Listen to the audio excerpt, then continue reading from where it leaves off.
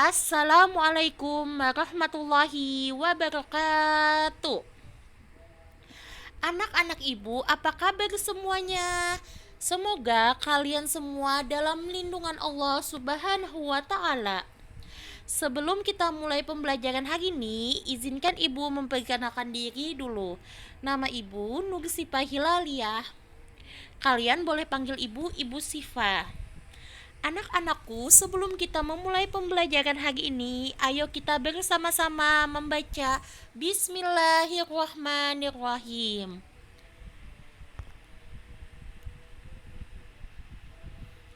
Jadi, judul materi yang kita bahas hari ini yaitu ragam penyakit hati. Ibu ulang sekali lagi ya. Jadi, judul materi hari ini adalah ragam penyakit hati.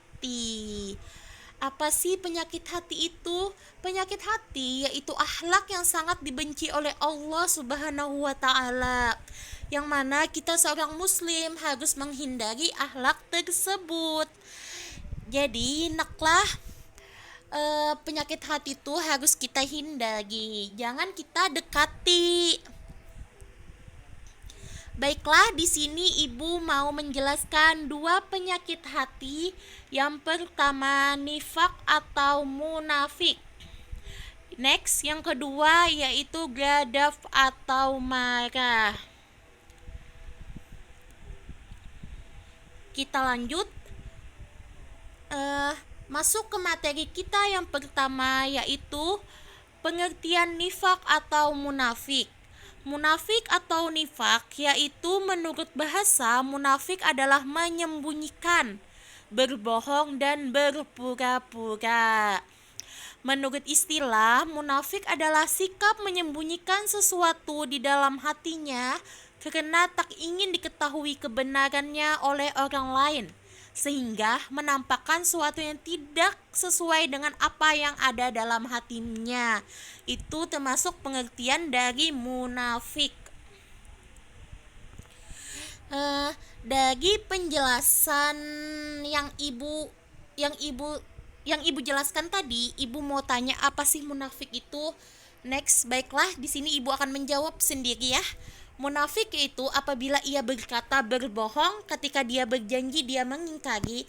Makanya nakailah bilanya berjanji itu ucapkan insya Allah. Dan ketika diberikan amanah dia akan berkhianat. Jadi kita ulangi sekali lagi.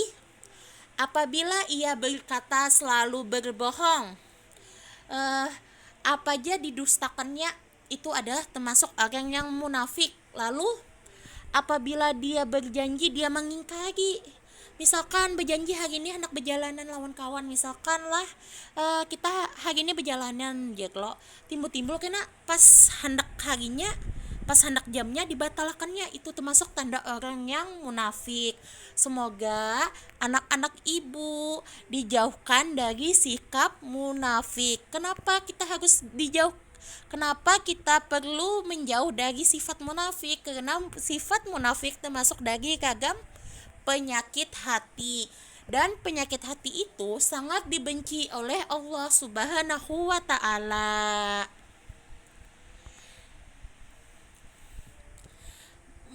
Next, kita lanjut ya. Macam-macam munafik.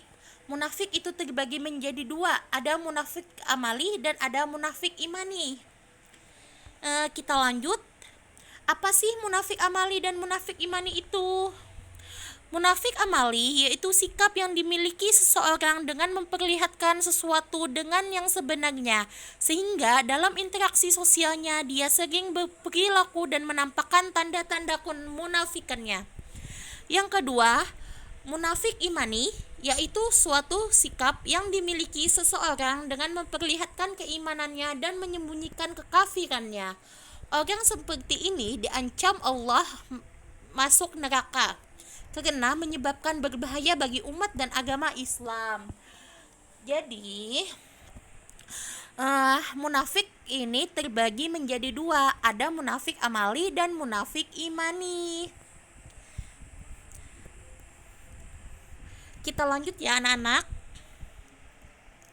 Anak-anak ibu, Cara menghindari perilaku munafik. Yang pertama, biasakan berkata jujur.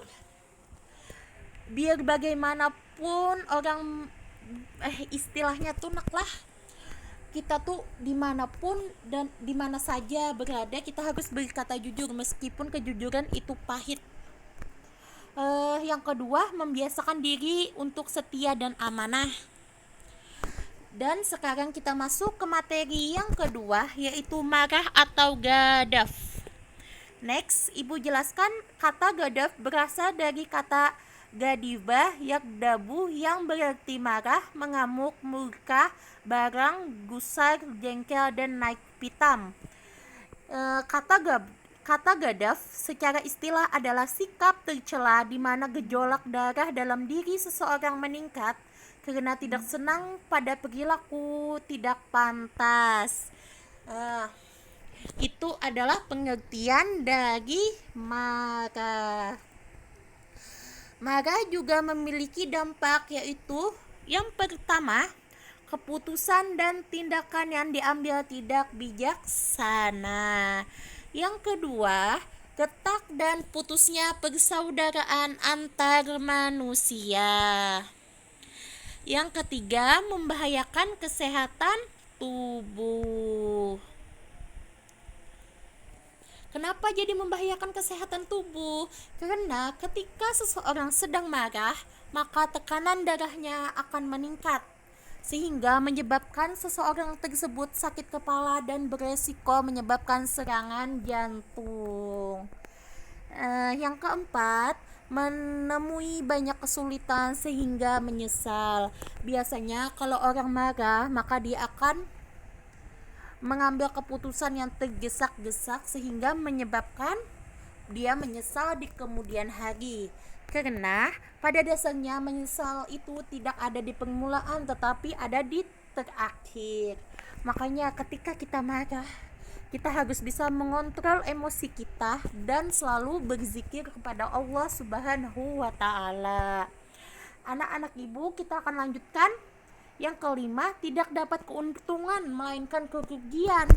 Dan ketika seseorang itu marah, maka dia tidak dapat keuntungan, tapi dia dapat kerugian. Yang keenam, menerima murka dan laknat Allah. Kenapa kita menerima murka dan laknat Allah? Karena Allah tidak menyukai orang yang marah. Karena pada saat seseorang marah, maka syaitan akan mudah merasuki jiwa manusia, dan manusia tersebut akan mengambil keputusan yang membuatnya menyesal di kemudian hari, dan bisa jadi akibat dari sifat marahnya tersebut dapat mencelakai orang lain dan dirinya sendiri. Jadi kita jangan berperilaku marah ya. Manusia itu wajar memiliki sifat marah, tapi kita bisa mengendalikan marah tersebut. Nah, anak-anakku, cara menghindari perilaku gadaf atau marah tersebut, yang pertama, meredam rasa amarah dengan sabar. Pasti ada orang yang bilang sabar itu ada batasnya, Bu. Nah, kalau ada orang bilang gitu, berarti dia belum sabar. Jadi dia harus sabar lagi, karena sabar itu tidak ada batasnya. Kalau sabar ada batasnya, berarti dia termasuk orang yang tidak sabar, karena dia mampu berbicara tersebut. Coba apabila kalian lagi marah, baca istighfar. Yang kedua, meredam rasa amarah dengan berzikir kepada Allah. Yang ketiga, meredam rasa amarah dengan berudu. Yang keempat, meredam rasa amarah dengan cara merubah posisi atau berdiam diri. Terus yang kelima, memberikan maaf. Jadi apabila ada orang yang melakukan kesalahan kepada kita, kita harus memberikan dia maaf. Karena kita harus menghindari perilaku yang namanya tercela. Karena sifat marah ini termasuk dalam ragam penyakit hati, dan ragam penyakit hati itu sangat dibenci oleh Allah Subhanahu wa taala. Ya, yang selanjutnya karena yang selanjutnya anak-anakku, untuk mendalami materi tersebut, Ibu akan memberikan 2 pertanyaan dan kalian kirim ke grup WA ya. Untuk grupnya, Ibu minta tolong untuk ketua kelas dibuat grupnya ya. Nanti jawabannya kalian bisa ketik di situ. Ibu tunggu sampai jam 12. Untuk pertanyaan pertama, mengapa kita harus menjauhi akhlak tercela? Nah, pertanyaan pertama ini Nakai, kenapa kita harus menjauhi akhlak tercela? Kan sudah Ibu jelaskan pada bagian di atas. Yang kedua, mengapa sikap marah dapat menyebabkan timbulnya penyakit? Kenapa nak? Nah, kalian berikan alasannya ya. Anak-anakku, demikianlah pembelajaran pada pertemuan hari ini, dan insya Allah kita akan bersambung lagi pada pertemuan yang akan datang. Terima kasih. Apabila ada kesalahan, Ibu minta maaf sebesar-besarnya. Waalaikumsalam warahmatullahi wabarakatuh. Sampai berjumpa lagi insya Allah.